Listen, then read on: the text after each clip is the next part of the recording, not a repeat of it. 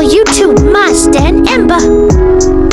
Kisah Aqil bin Abi Thalib, sahabat yang sangat dicintai Nabi. Selalu menyenangkan bila mengenal orang-orang yang dicintai Rasulullah Sallallahu Alaihi Wasallam.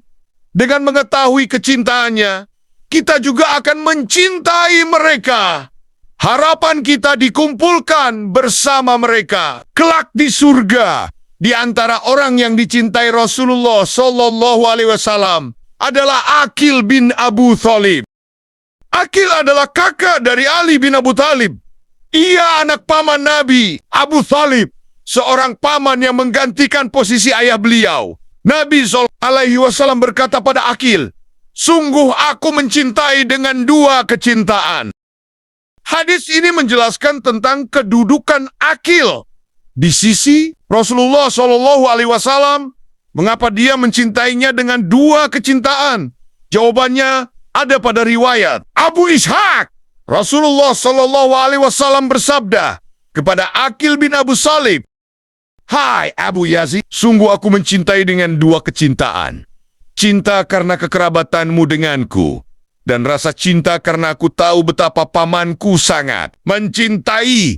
Hadis riwayat Al-Hakim dalam Mustadraknya 6464. Nama dan nasab Aqil adalah Aqil bin Abu Thalib bin Abdul Muthalib bin Hisham bin Abdul Manaf bin Qusha Ibnu Sa'ad Astabakat Al-Kubra 31/4. Dia adalah seorang Quraisy dari klan Bani Hashim, Abu Hatim, Al-Jar wa At-Tadil 6/218. Putra dari paman Rasulullah Sallallahu Alaihi Wasallam, Abu Thalib, dan saudara seayah dengan Ja'far bin Abu Thalib dan Ali bin Abu Thalib. Namun ia yang tertua dari keduanya. Ibnu Al-Atsir, Asad Al-Gaba 461st. Kunyahnya adalah Abu Yazid, dan ada pula yang mengatakan Abu Isa. Ibunya bernama Fatimah binti Asad bin Hashim bin Abdul Manaf bin Qusha Ibnu Sa'ad Astabakat Al-Kubra 31/4. Sebelum memeluk Islam, Aqil juga ikut serta dalam Perang Badar. Saat itu ia berada di pihak kaum musyrikin. Mereka memaksanya untuk berangkat di akhir peperangan. Dia tertawan, kemudian ditebus oleh pamannya, Abbas bin Abdul Muthalib, Ibnu Sa'ad, Astabakat Al-Kubra 32/4. Setelah bebas dari tawanan, ia kembali ke Mekah dan memeluk Islam sebelum terjadi perjanjian Hudaibiyah. Ibnu Al-Atsir, Asad Al-Gabah 4/61. Ia terus menetap di Mekah sampai kemudian hijrah ke Madinah pada tahun 8 Hijriah. Setelah di Madinah, ia ikut serta dalam Perang Mu'tah.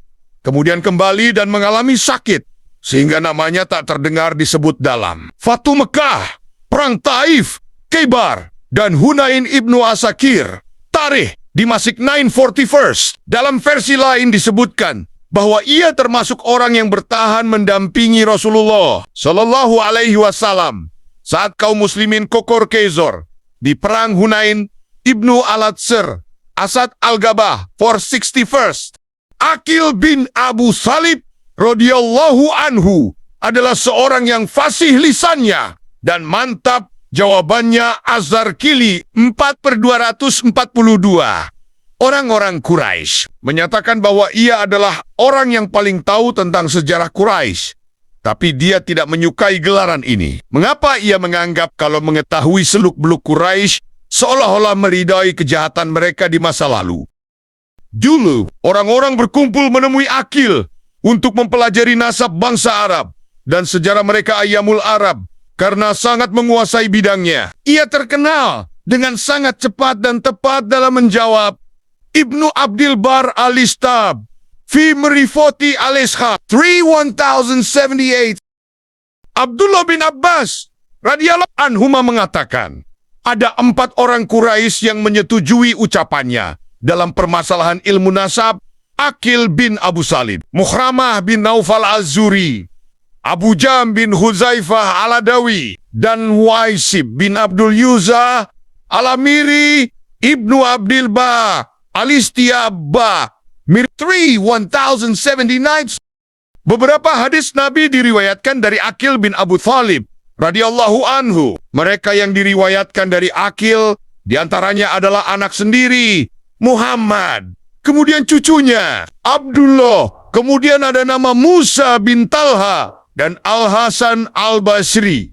An-Nawawi, Tazib Al-Asma wa Al-Lugat 1/337.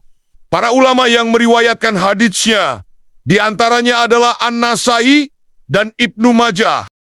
Kedudukannya yang utama di sisi Nabi Sallallahu Alaihi Wasallam telah kita sebutkan di awal. Nabi Sallallahu Alaihi Wasallam bersabda kepadanya, "Hai Abuya, sungguh aku mencintai dengan dua kecintaan.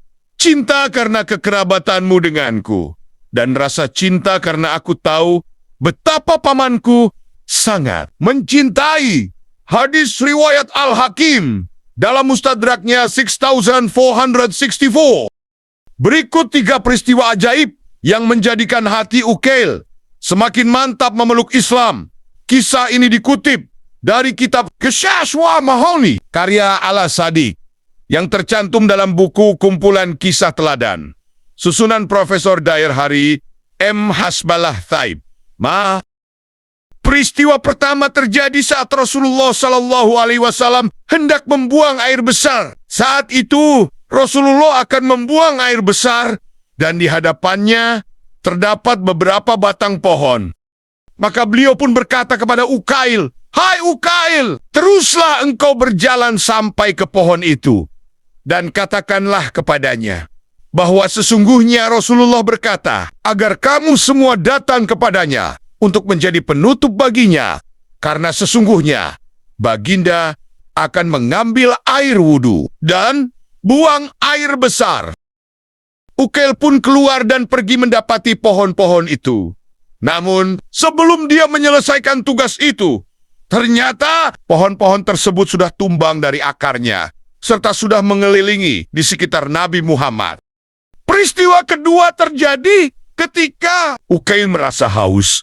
Dan setelah mencari air kemanapun tak kunjung dapat, maka baginda Rasulullah SAW berkata kepada Uqail bin Abi Thalib, "Hai Uqail, jika ada kehidupan, dan sampaikanlah salamku kepadanya serta katakan, jika padamu ada air, berilah aku minum." Uqail lalu pergi mendaki gunung itu dan tiba-tiba mendapati sebuah gua yang telah disediakan baginda itu. Maka sebelum ia selesai minum, gua itu berkata dengan fasihnya, "Katakanlah kepada Rasulullah bahwa gua ini beserta segala isinya adalah milik Allah yang berhak kamu sujud." Kemudian gua itu berseru, "Katakanlah kepada Rasulullah bahwa saya adalah gua yang takut kepada Allah Subhanahu wa Ta'ala menurunkan ayat yang bermaksud, 'Hai orang-orang yang beriman, jagalah dirimu beserta keluargamu dari siksa api neraka yang umpannya bahan bakar dari manusia dan batu. Aku menangis sebab takut kalau aku menjadi batu itu, maka tidak ada lagi air padaku." Peristiwa yang ketiga ialah ketika Uqail sedang berjalan bersama Rasulullah. Tiba-tiba ada seekor unta yang meloncat dari kiri ke hadapan beliau, lalu berkata, "Ya Rasulullah, tolong lindungi aku." Kemudian tiba-tiba datanglah dari belakang seorang Arab kampung dengan membawa pedang terhunus. Melihat orang Arab kampung dengan membawa pedang terhunus, Nabi Muhammad Sallallahu Alaihi Wasallam berkata, "Hendak mengapakah kamu terhadap unta itu?" Jawab orang kampung itu, "Wahai Rasulullah, aku telah membelinya dengan harga yang mahal, tetapi dia tidak mau patuh dan tidak jinak, maka akan kupotong saja dan akan kumanfaatkan dagingnya, kuberikan kepada orang-orang yang memerlukan." Rasul Sallallahu Alaihi Wasallam lantas bertanya kepada unta itu, "Mengapa engkau mendurhakai dia?" Unta itu lalu menjawab, "Wahai Rasulullah, sungguh aku tidak mendurhakainya dari satu pekerjaan, akan tetapi aku mendurhakainya dari sebab perbuatannya yang buruk, karena dia bersama kabilahnya tidur dan meninggalkan sholat Isya. Kalau sekiranya dia mau berjanji kepada engkau akan mengerjakan sholat isya itu, maka aku berjanji tidak akan mendurhakainya lagi. Sebab aku takut kalau Allah menurunkan siksanya kepada mereka sedang aku berada di antara mereka. Akhirnya Nabi Muhammad SAW mengambil perjanjian dengan orang Arab kampung itu bahwa dia tidak akan meninggalkan sholat isya. Baginda Nabi Muhammad SAW kemudian menyerahkan unta itu kepadanya dan dia pun kembali kepada keluarganya. Di akhir hayatnya, Aqil bin Abu Thalib radhiyallahu anhu mengalami kebutaan. Ia wafat di masa pemerintahan Muawiyah bin Abu Sufyan radhiyallahu anhuma. Ibnu Sa'ad At-Tabukat Al-Kubra 4/33 di usia 50 tahun. Ada juga yang mengatakan ia wafat di masa pemerintahan Yazid bin Muawiyah Az-Zarqili Al-Alam 4/242. Ia memiliki rumah yang besar di Baki dan keluarga yang besar pula. Sampai-sampai dinisbatkan pada mereka Bani Aqil Az-Zarqili Al-Alam 4/242. Itulah kisah Aqil bin Abu Thalib, sepupu dan juga sahabat Rasulullah yang sangat dicintai. Terima kasih sudah menonton. Semoga video ini bermanfaat. Subscribe, like, share, dan komen